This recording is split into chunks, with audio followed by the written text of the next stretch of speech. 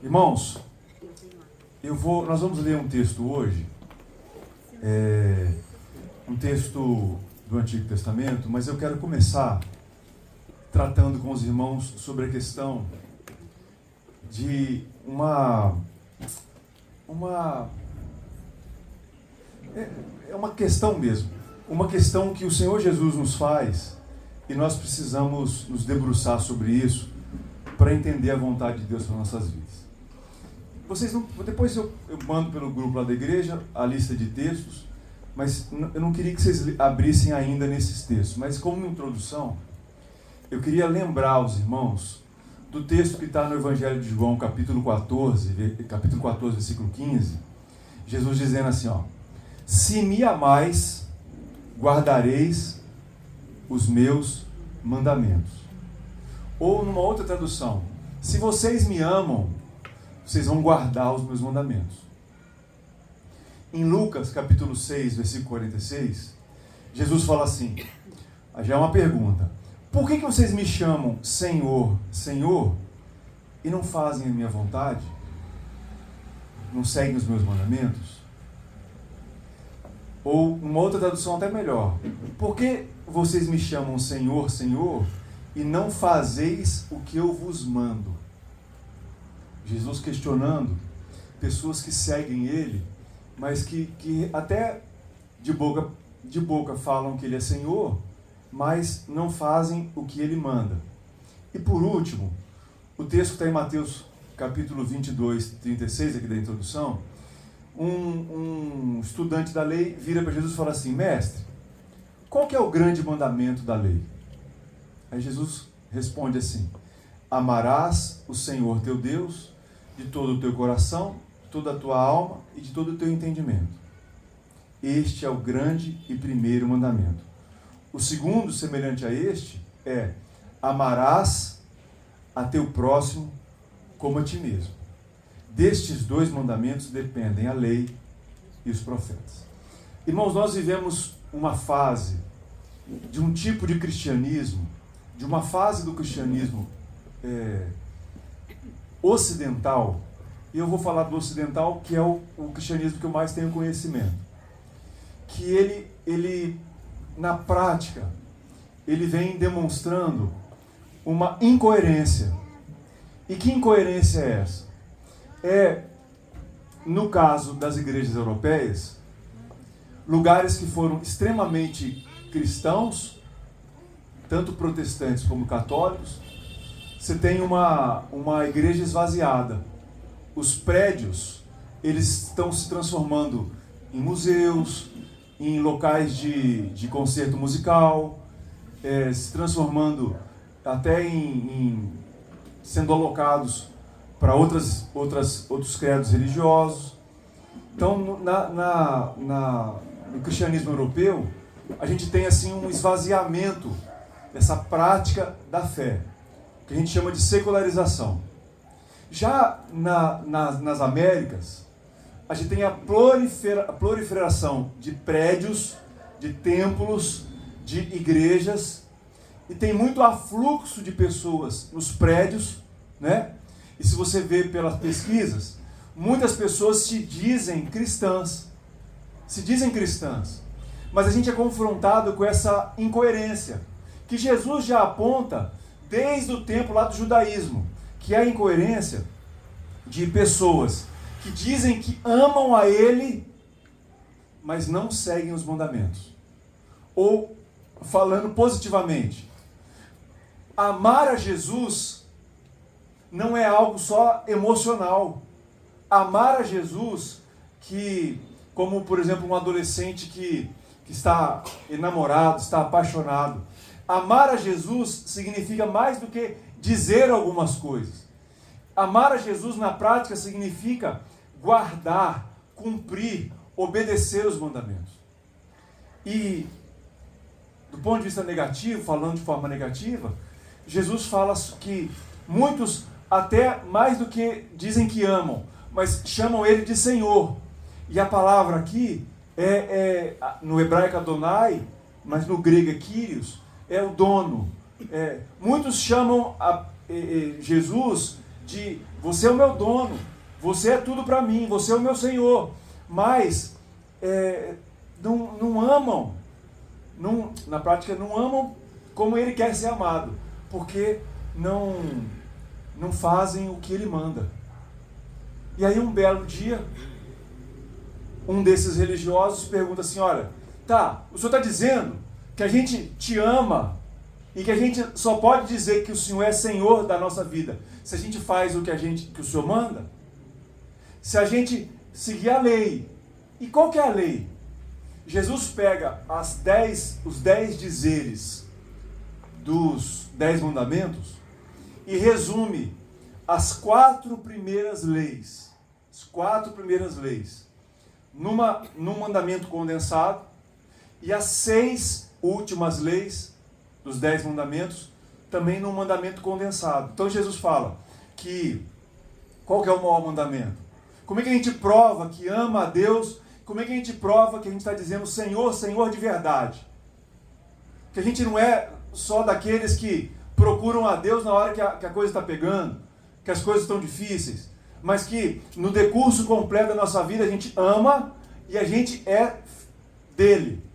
Jesus diz que a gente tem que amar, que a gente precisa amar o Senhor de todo o coração. E aí começa, eu queria que vocês guardassem a palavra café. Por quê? Coração, o C. Depois vem amar o Senhor de toda a alma, então o C e o A. Depois, com todo o nosso corpo, com toda a nossa força, né? Aí o F. E depois com todo o nosso entendimento. Jesus diz. Então, a gente tem que amar a Deus de todo o nosso coração, toda a nossa alma, toda a nossa força e entendimento. Café. Por isso que a gente tem que gostar de café, gente. Nós temos que ser cafezeiro. Coração, alma, força, entendimento. E o segundo mandamento é amar o próximo como a ti mesmo. Então, se Jesus diz isso, nós temos que nos debruçar sobre os 2 grandes blocos de mandamentos de Jesus no Novo Testamento, que é o Sermão do Monte, e no Antigo Testamento, os 10 mandamentos. Por isso eu quero começar hoje, irmãos, a tratar com os irmãos sobre os 10 mandamentos. Porque quando perguntam para Jesus qual que é a lei, qual que é a vontade de Deus, ele resume os 10 mandamentos. Então, significa que nós precisamos conhecer os 10 mandamentos. E eu não sei se você sabe, mas dos 10 mandamentos do Antigo Testamento, 9 foram reafirmados no Novo Testamento. Então, a palavra é viva, a palavra é atual, a palavra é eficaz.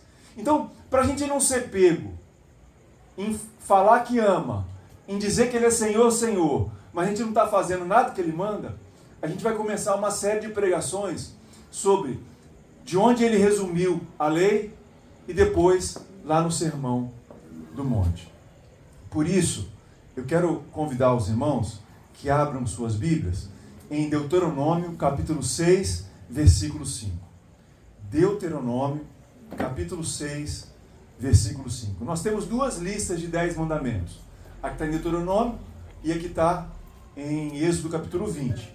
Nós vamos ler aqui a de Deuteronômio, porque parece que Jesus, ele usa a de Deuteronômio. Ele cita a de Deuteronômio, que é Deuteronômio, capítulo 6, versículo 5. Nós não queremos ser incoerentes, nós não podemos errar. No dia do acerto de contas, ele vai nos perguntar sobre se nós seguimos os mandamentos. E aí ninguém vai poder dizer assim, não sabia. Agora você já se lascou, que você já chegou aqui, você vai ser informado dos mandamentos. Muito bem. Deuteronômio, capítulo 6, versículo 5, diz assim: amarás, pois, o Senhor, teu Deus, de todo o teu coração, de toda a tua alma e de toda a tua força. Estas são as palavras que hoje te ordeno, e elas estarão no teu coração. Aí do 7 em diante, vem um mandamento para os pais, para inculcar isso na cabeça das crianças. Aí você já sabe que assentado, andando no caminho, ao deitar-se, levantar-se, eles vão atar nas mãos, é uma série de regras aqui, vai escrever na porta, para que não se esqueça. E aí, o texto, a gente pula para o versículo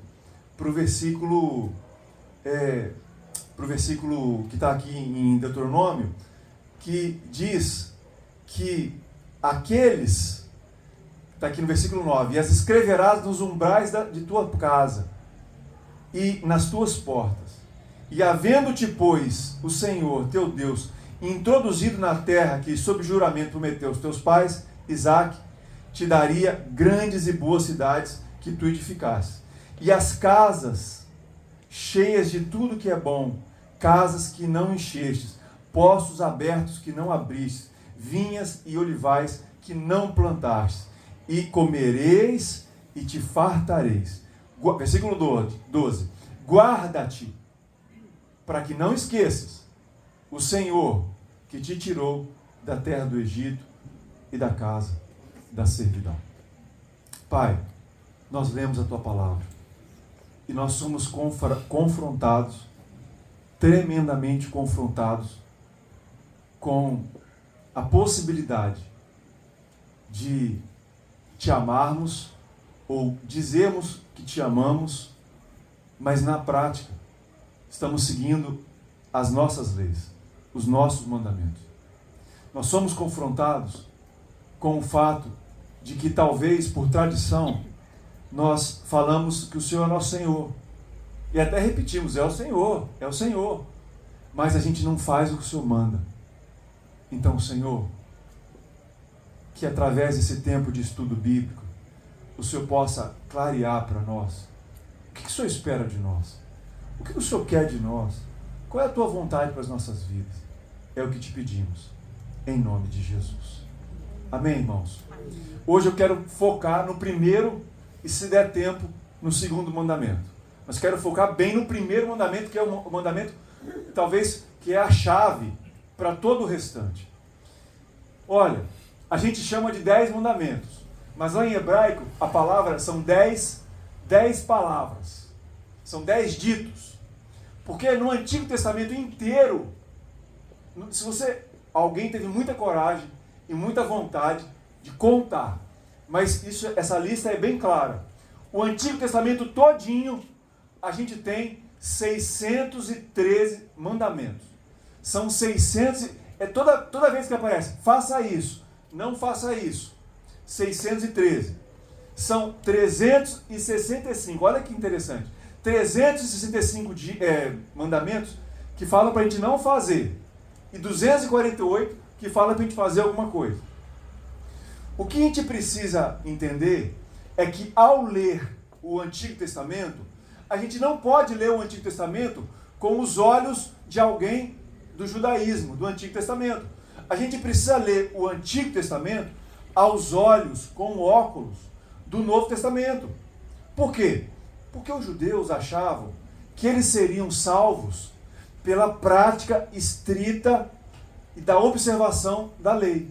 Então, eles construíram um sistema em que eles acreditavam que eles seriam salvos se obedecessem à lei. Só que o Novo Testamento nos informa que é impossível obedecer à lei 100%. É impossível.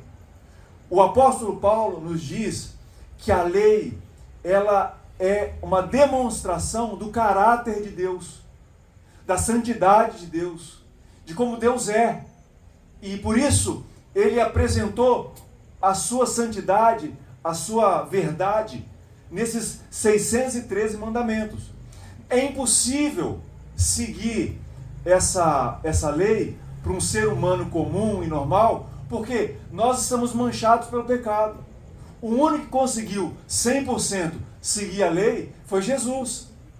Então, o apóstolo Paulo nos ensina em Gálatas que a lei é um funcionário pago para nos ensinar e nos mostrar, em primeiro lugar, que é impossível seguir ela toda.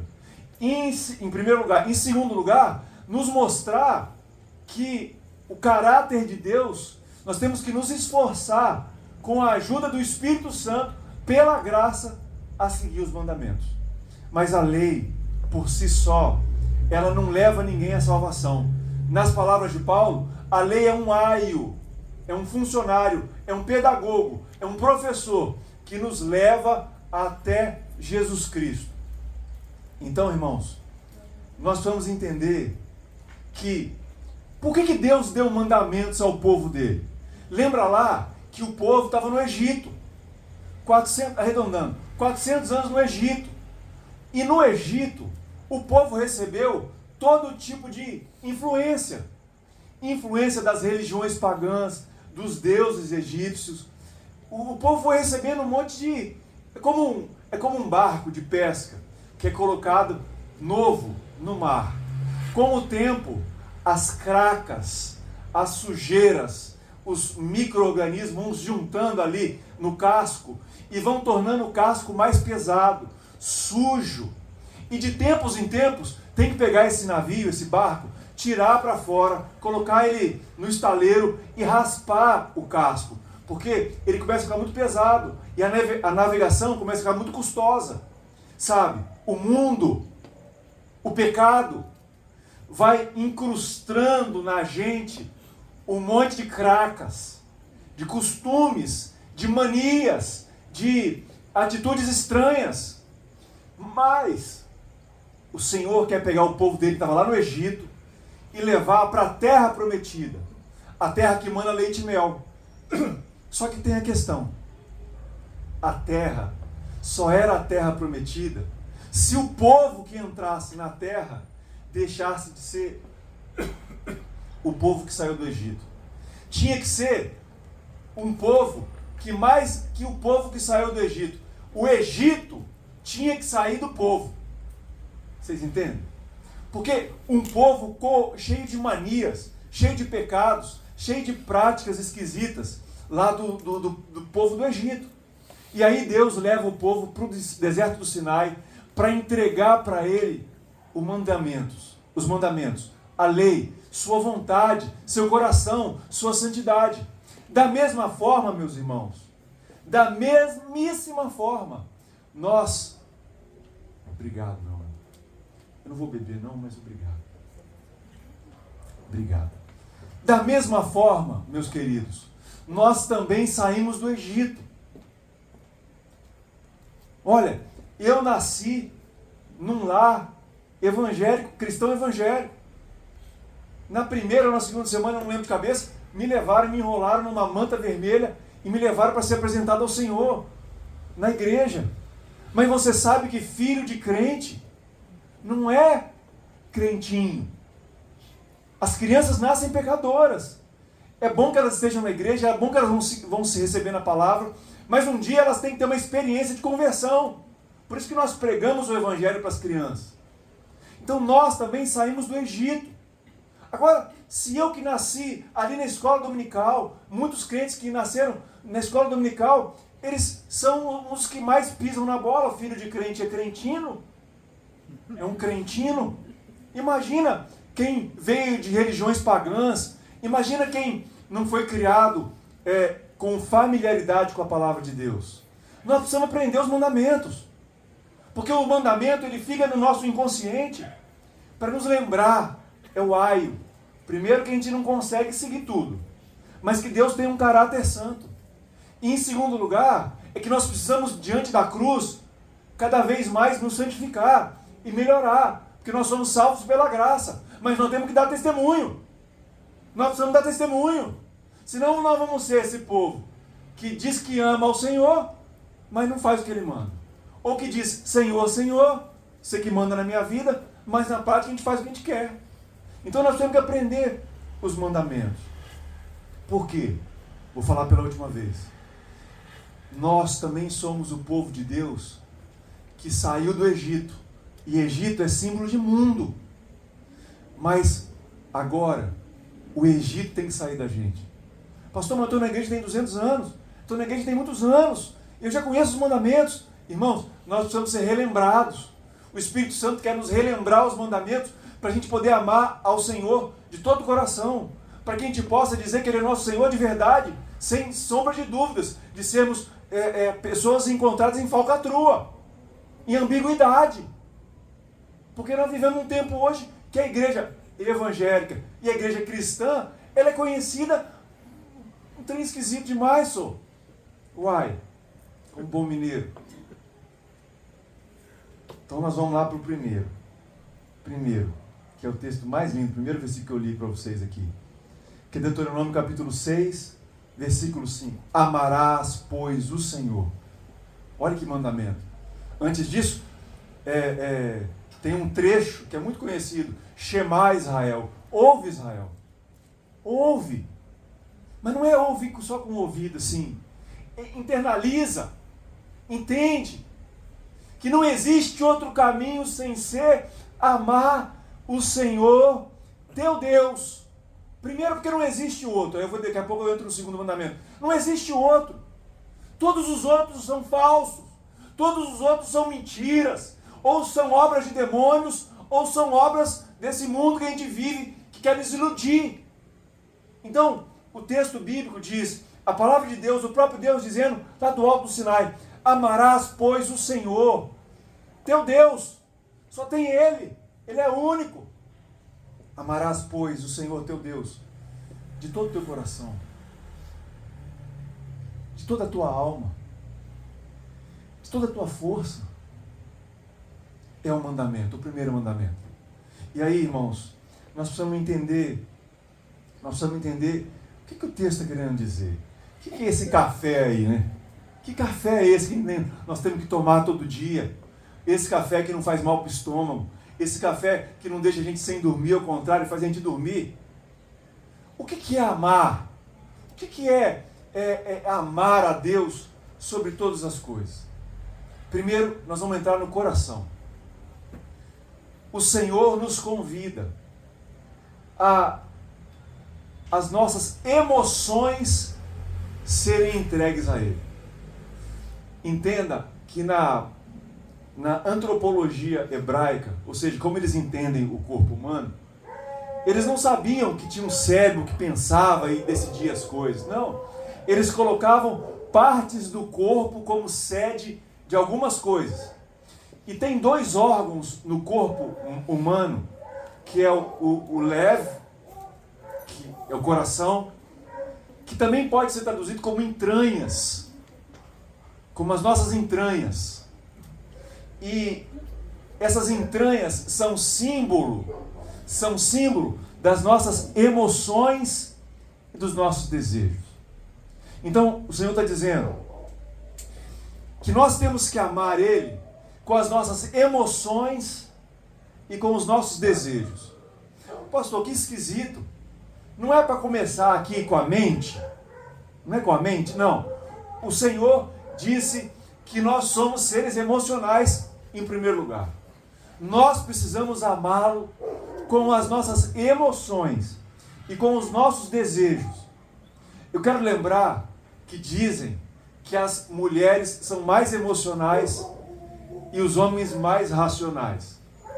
Mas os pesquisadores das relações amorosas dizem que quando uma mulher decide se unir a um homem, ela age muito mais pela razão do que pela emoção. Os homens não. Os homens são mais bobos, são mais, caem de quatro assim, e ficam como uns verdadeiros bobões diante daquela mulher amada, e eles não querem saber muito como é que é a mãe, como é que ela trata o pai, como se ela limpa a casa. Ele bate o olho, gosta das formas e ele se enamora. A mulher não. A mulher, ela pode ser mais emocional, mas para se unir a um homem, o que a mulher faz? A mulher faz conta. Por quê? Porque se ela engravidar, ela precisa de um parceiro que vai dar suporte necessário para dar continuidade à prole. A mulher faz conta. A mulher quer saber. A mulher olha para como ele trata a mãe. A mulher devia pelo menos olhar, né? Como trata os irmãos. A mulher é mais racional. Por quê? só as bobinhas apaixonadas de primeira instância que só olham para as formas físicas. Porque, na verdade, os homens vão para a academia para ficarem marombados para os outros homens. Para mostrar para os outros homens. Porque o que a mulher quer ver mesmo é segurança. Mulher busca segurança, mulher entendida, né? A mulher já quer mulher. Ela busca segurança. Ela busca uma relação que ela pode se entregar. Ela é a parte mais frágil. Ela que tem que carregar o barrigão. Ela que tem que carregar a consequência. Como disseram aqui quarta-feira, o pai pode até abandonar o filho, mas é mais difícil a mãe abandonar. Então, Deus, que não é bobo nem nada, ele falou assim, ó, deixa eu começar pelo leve, pelo coração, que são as emoções e pelos desejos. Irmãos, olha só, amar do ponto de vista bíblico, como Deus nos ama, é amor incondicional, é amor de entregar o próprio filho para morrer na cruz por nós. O amor que nós temos, ou pelo menos o amor que Pedro disse que tinha por Jesus, depois de Jesus ter ressuscitado. E ele ter certeza que Jesus era Deus. É amor de amigo, amor filos. Então, o que o texto diz é que nós temos que ter um profundo sentimento de devoção. Um profundo sentimento de devoção que começa por nossas emoções. Começa pelos nossos desejos. Irmãos, a gente se enamora, a gente se apaixona. E eu sei que essa palavra não é boa, mas paixão tem a ver com paixão, tem a ver com aquilo que é interno, que é visceral, não tem muita explicação. A gente ama a Deus, não como Deus nos ama, porque Ele que nos amou primeiro. Olha, desde antes de tudo, Ele nos amou primeiro. Mas nós somos convidados a entender o mandamento. Ame o teu Deus com as suas entranhas. Ame o teu Deus, o único Deus que te tirou do Egito, com os seus desejos. Ame a Deus. Porque olha porque é o primeiro. Porque vocês vão ser tentados a amar outras coisas. Vocês vão ser tentados a amar vocês mesmos. Vocês vão ser tentados a amar as coisas, os carros, a casa, o trabalho, o dinheiro. Você vai ser tentado a amar uma mulher. Você vai ser tentado a amar um homem. Você vai ser tentado a amar seus filhos. E nenhum amor pode ser concorrente ao primeiro amor. Ao amor ao Criador, ao único Deus, a devoção, a entrega. Olha, irmãos, eu vou dizer isso para vocês, porque eu digo isso para mim mesmo. Toda vez que o meu coração, que as minhas emoções, que os meus desejos começam a se inclinar para algo que é fora de Deus, eu sei que eu estou com problemas. Quando eu começo a colocar minha segurança, os meus desejos, os meus sentimentos, que em qualquer outra coisa que não seja Deus, é problema. Por que Ele nos mandou amar Ele em primeiro lugar, irmãos?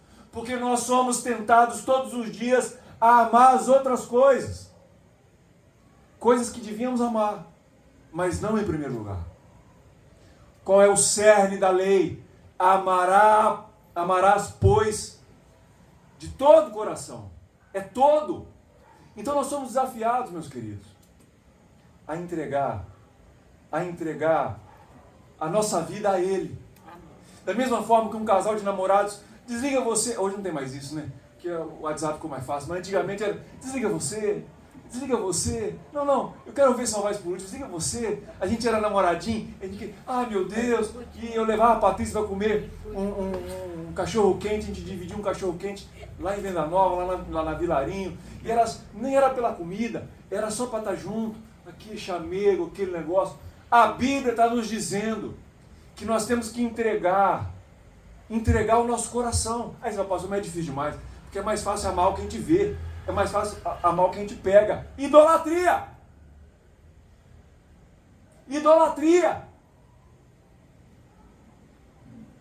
Amar o que pega, amar o que vê, amar o que é palpável.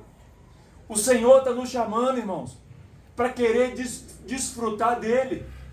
O Senhor está nos chamando a nos enamorar por Ele, a buscar Sua presença, a ter tempo com Ele, a desfrutar da Sua simples companhia, aquela petição que a gente arruma, aquela petição que nós arruma, me dá isso, me dá aquilo, faz isso, faz aquilo. Ele faz, ué. É o nosso Deus. Ele vai fazer. Ele tem filhos. Mas o primeiro mandamento é devoção, é querer agradar, é querer chamegar, é sermos santos, não para parecermos para pessoas, mas é porque Ele nos observa, Ele nos vê, o nosso compromisso é com Ele. Amém. Tudo se resume nele, tudo é Ele. Tudo, sabe, irmãos, eu fico vendo assim, que muitos projetos de cristianismo são projetos de ego. Não vamos construir um trem assim, porque eu vou ficar famoso. Vamos fazer assim, assado, porque o líder vai ficar famoso. Irmãos, sabe, quem tem que ser famoso é Ele. Amém. Qualquer coisa que nós vamos fazer é para Ele ser famoso. Então, o texto está nos mandando, irmãos, a desfrutar da Sua presença, passar tempo com Ele, ter alegria com Ele, amar Ele de coração. É mais do que algo intelectual que eu falo que eu faço. É ter uma coisa visceral, é amá-lo, é querer estar com Ele, é viver com Ele. Envolve os nossos sentimentos. Sabe, irmãos, nós podemos colocar um amormômetro na nossa vida a Deus. É a quantidade de tempo que nós queremos ficar com Ele. Eu brinco, irmãos, que toda vez que eu compro uma moto nova, eu quero botar a moto dentro do meu quarto. Eu quero colocar ela do lado da minha cama. Se eu pudesse botar ela do lado da minha cama assim e botar para dentro para fora, nos primeiros dias assim que eu estou muito apaixonado pela moto, eu leio o manual dela toda, eu quero vasculhar, sabe? Mas daqui a pouco passa. Tem uns que é com carro. Meu carro não pode ter um arranhado na roda, não pode ter nada. Às vezes é uma roupa. A gente, gasta o que não tem para comprar um celular, uma roupa. Irmãos, o amormômetro é um aparelhinho que a gente coloca na gente assim, e ele vai medir como é que está o nosso amor pelo Senhor. É a quantidade de tempo que a gente anda querendo ficar com Ele. Entendeu? Não é nem ficar na igreja. A igreja faz parte. Mas é desfrutar dele. É se enamorar dele. É ter completo prazer em Deus. Irmãos, talvez aí dentro de você está assim, estou lascado. Eu estou perdido. Estou perdido. Mas, irmãos, em nome de Jesus, nesse sentido, é a graça que nos santifica. O tempo inteiro Ele fica nos lembrando, me ame. Porque amar qualquer coisa desse mundo que não seja eu, é loucura, é perda de tempo. O início da vida de vocês é comigo. O meio da vida de vocês é comigo. O final da vida de vocês é comigo. A eternidade da vida de vocês é comigo. Então, em vez de amar carro, amar filho, amar coisas, amar casa, amar dinheiro, amar a segurança que esse mundo traz, me amem. Amém. Me amem. É como uma pipa que o vento está levando, mas tem uma linha. Se deixar, irmãos, a gente se perde. A gente vai igual a pipa com o vento. Mas os mandamentos nos trazem para perto, para modular o nosso coração, para dizer assim, coração, para de amar as coisas. Vamos amar a Deus. Vamos lutar para amar a Deus. Vamos buscar a presença dEle. Segundo lugar, o texto nos manda amar o nosso Deus de coração, todo coração, e com a nossa alma. Aí agora, irmãos, já tem uma mudança no que a gente imagina. Porque para nós, alma, no português, tem a ver com sentimentos, né? Mas na palavra hebraica, essa alma aqui, essa alma, aí são os pensamentos. Aí tem a ver com a nossa personalidade, tem a ver com o nosso entendimento, tem a ver com a nossa razão. Irmãos, não tem como amar sem conhecer. Você entende? Quando eu namorava a Patrícia, eu falava assim: quero conhecer sua família. Cuidado com o namorado que não quer conhecer a família. Eu queria conhecer a família. Eu era doido para conhecer minha sogra. Porque pela sogra eu ia ver a filha. Eu quero conhecer. Na primeira vez que passou o telefone para me falar com ela pelo telefone, ela desligou o telefone na minha cara. Eu falei: rapaz, essa família é retada mesmo. E eu fui lá. Eu queria conhecer. Eu queria saber. Como é que você ama uma coisa que você não conhece? Você tem que conhecer. Você tem que saber. 2 mais 2 é 4. Como é que é a família? Como é que funciona? Quando o texto bíblico diz que a gente tem que amar ao nosso Deus com a nossa alma, é que nós precisamos amá-lo, buscando conhecê-lo. E a gente conhece a Deus através das disciplinas espirituais, oração, jejum, meditação, são várias. Relacionamento subjetivo. Mas nós só conhecemos a Deus através da leitura das Escrituras e do estudo da Bíblia. Não tem como conhecer quem Deus é se a gente não mergulhar nas Escrituras, se a gente não mergulhar na Palavra de Deus e saber como é que é a personalidade dele. Porque a gente não pode amar enganado. A gente tem que amar aquilo que a gente conhece. Por isso, irmãos, a gente tem que usar a nossa inteligência, a nossa capacidade para nos aproximar mais dele. A nossa relação com ele é emocional, tem a ver com o coração, mas também tem a ver com a personalidade, tem a ver com a alma, tem a ver com os pensamentos, tem a ver com o que a gente conhece de Deus. E você repara que a gente está gastando um monte de tempo para conhecer a realidade do vizinho que está viajando por raio que o parta. A gente fica curtindo foto de gente que a gente nem conhece. A gente sabe de tudo da vida dos outros. A gente é fofoqueiro. A gente é fofoqueiro. A gente é doido. Tem uns que seguem os influencers, sabe, aquilo que é chique, que está na moda, style. Então, eu tenho que saber as tendências, eu conheço tudo. Mas a gente gasta tempo. Não sei se você sabe, mas eu acho que o brasileiro é o segundo povo que mais clica, tecla, fuça a vida dos outros. Mas nós estamos gastando o nosso tempo, irmãos. Com a ferramenta fantástica que é a internet, fantástica que é a tecnologia, nós estamos gastando parte do nosso tempo conhecendo bobagem.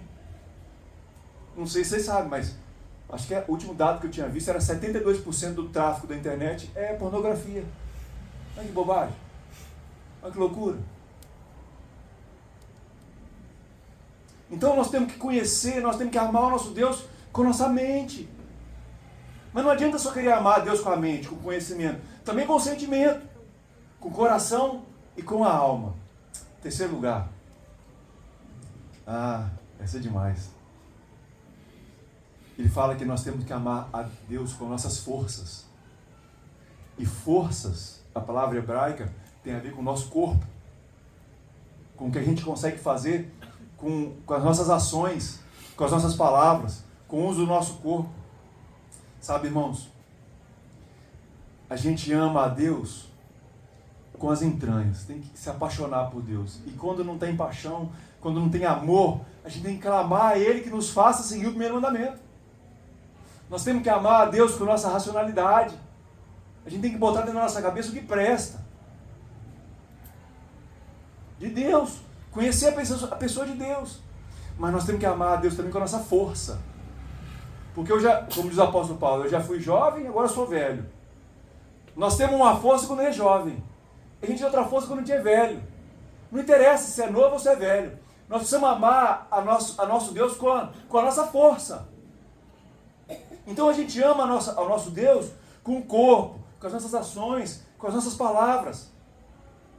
Como é que nós temos honrado? Como é que nós temos amado a Deus com nossas atitudes? Como é que nós temos amado a Deus com o nosso corpo, com nossas ações? Como que nós temos que amar a Deus com o corpo que Deus nos deu? Porque Ele está falando para a gente amar de todo o coração, toda a alma, toda a força. Uns amam no culto cantando, levantando as mãos. Outros amam pulando, dançando. Tem problema. Outros amam usando o corpo a boca para evangelizar. Para evangelizar. Para falar do amor de Deus. Está aqui o meu amigo Hugo aqui. A gente era sócio numa loja. Quando a pessoa entrava na loja, tinha um baita de um mural de uma praia assim, um versículo bíblico. Porque nós não fomos chamados para ser Zé Pângua. Nós não fomos chamados para ser tonto. Nós fomos chamados para amar a Deus com a nossa força. Então, com a nossa força, a gente imprime na nossa casa, na nossa vida, onde a gente está, as marcas do amor de Deus. É com a nossa força. E tem que fazer força. Porque a nossa tendência é não amar Ele com os nossos sentimentos, é amar as coisas. A nossa tendência é usar a nossa racionalidade para enriquecer, para ficar mais famoso, para viralizar, para conseguir autonomia. E também é muito difícil amar a Deus com a nossa força. Porque a gente quer gastar a nossa força com o quê? Trabalhando, para juntar dinheiro, para ter,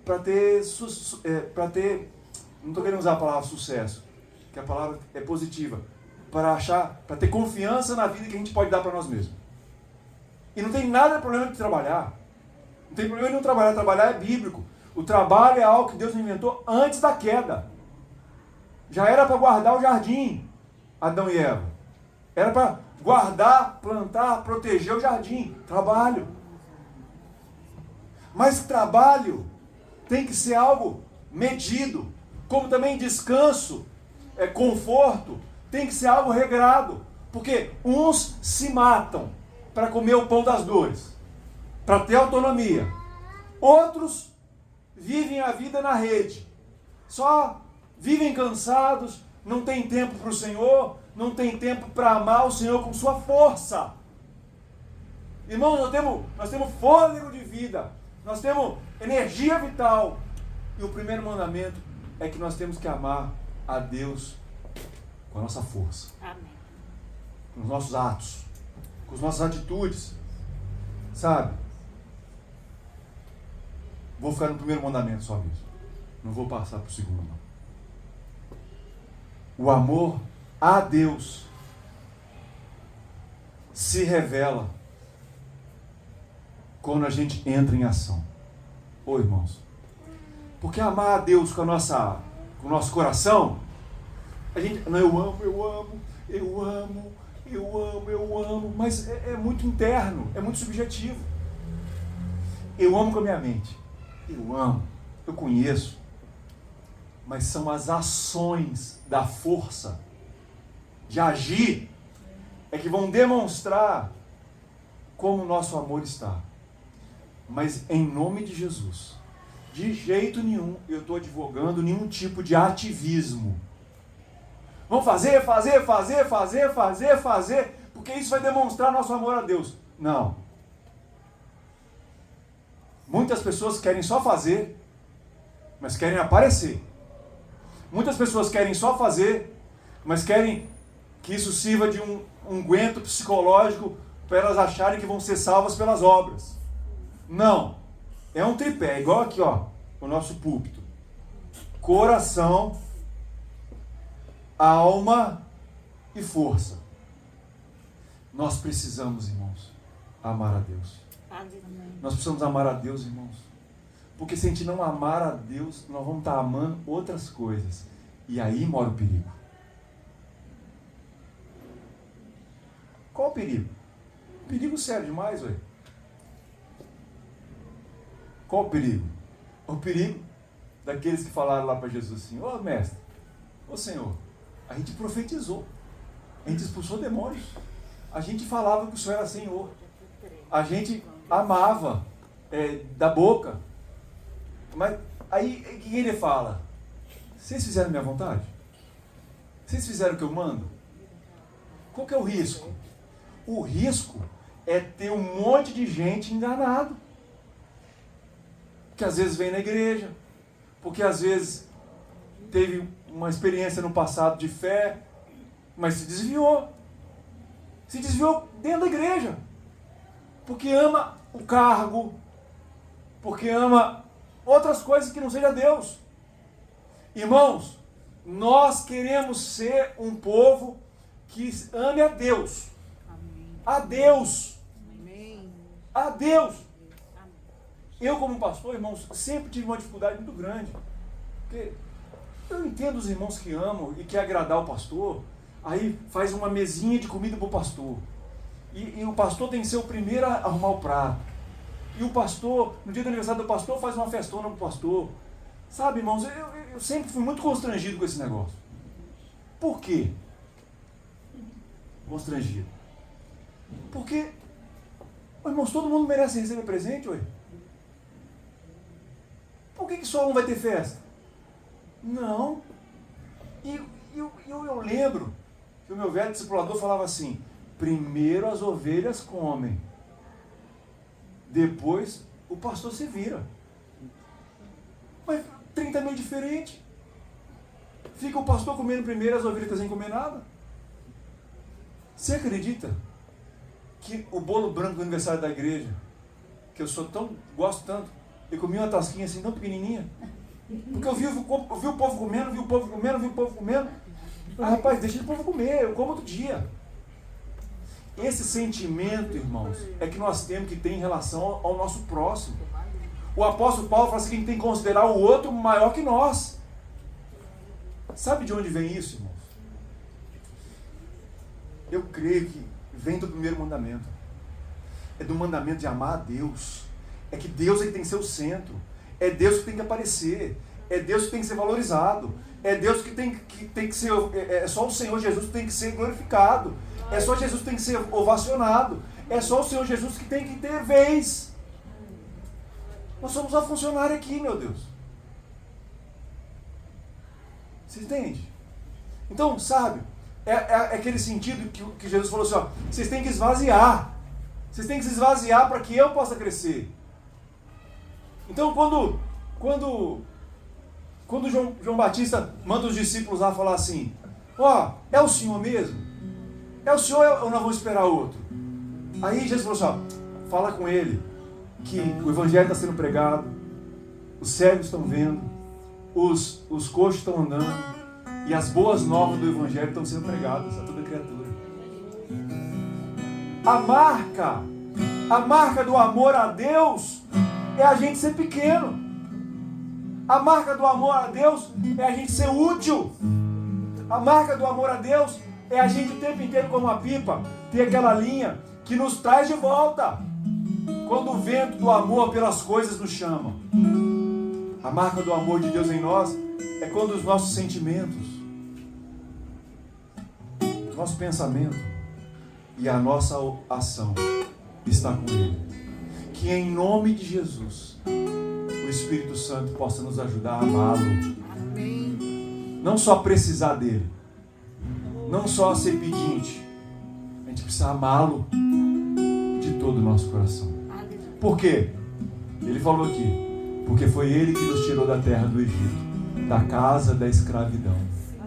E por isso Ele nos chama, me ama. Amém.